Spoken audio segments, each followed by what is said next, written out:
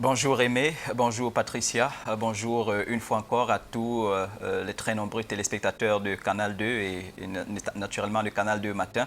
Une fois encore, j'espère que vous vous portez bien et que vous prenez en considération tous les divers conseils qui vous sont donnés, non seulement par le moyen de cette plateforme, de toutes les autres plateformes naturellement qui parlent de santé et de bonne santé. Nous poursuivons ce matin avec notre série sur les 8 plus gros mensonges sur l'alimentation et on va s'intéresser ce matin à une chose que je vais m'appeler une sorte de constat, quelque chose qu'on remarque, qu'on observe dans notre environnement. J'ai souvent dit que nous vivons dans des environnements qu'on va appeler d'obésitogènes, ça veut dire qui favorisent la prise de poids. On est plus enclin à encourager quelqu'un, à le féliciter lorsqu'il prend des kilos que lorsqu'il est en fait en train de perdre des kilos. Et ce qui fait qu'au final, les gens ont plus peur de perdre des kilos et même lorsque les personnes choisissent de s'engager dans cette voie, à un moment donné, on se retrouve découragé parce qu'on a autour de soi une multitude de personnes justement qui vous découragent, qui vous disent, ben voilà, on préfère ton ancienne mine, on préfère ton ancienne corpulence et tout le reste. Sauf que j'aime à dire, ben voilà, lorsque le surpoids et l'obésité viennent avec des problèmes de santé, allez aussi inviter ces personnes à porter ces problèmes de santé avec vous. Ça, c'est très important, c'est juste une parenthèse. Juste pour préciser ici, chers téléspectateurs, que ben voilà, avoir un ventre rebondi n'est pas nécessairement un signe de bonne alimentation. L'obésité androïde ou l'obésité abdominale, comme on l'appelle justement, est aujourd'hui ben voilà, exposée comme étant l'une des causes principales, si vous voulez, ou un facteur de risque des maladies comme le diabète et l'hypertension.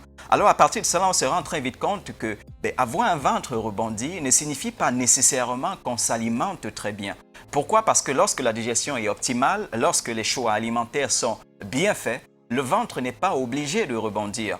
Et si on couple justement à l'alimentation de l'activité physique, je précise encore, le ventre n'est pas obligé de ressortir.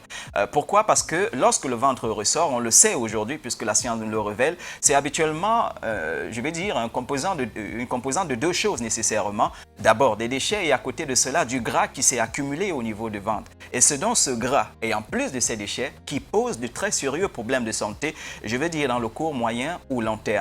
Et lorsque nous avons dit cela, et là on parle un peu des hommes, on va préciser quelque chose de particulier, c'est que lorsque le gras s'accumule suffisamment au niveau du ventre, il pose des problèmes avec le temps.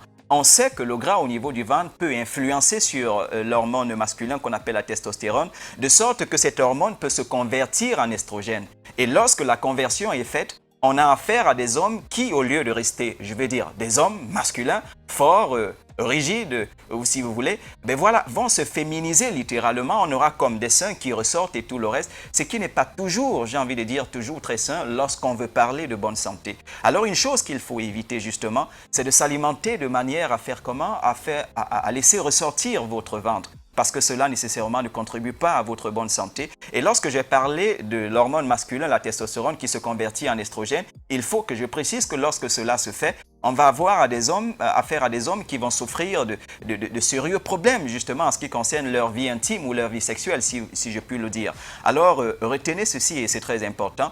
Veillez sur votre alimentation justement de manière à maintenir votre ligne et coupler à cela de l'activité physique parce que c'est toute chose utile, bien évidemment, pour vous donner d'entretenir votre santé et d'avoir la corpulence santé justement, et bien voilà, qui vous aide non seulement à vivre bien plus longtemps, mais en très bonne santé et à jouir de ce qu'on appelle le bien-être. Voilà, c'était pour vous et ce matin, une fois encore, on vous donne rendez-vous voilà, pour le prochain épisode. J'espère que vous restez connectés.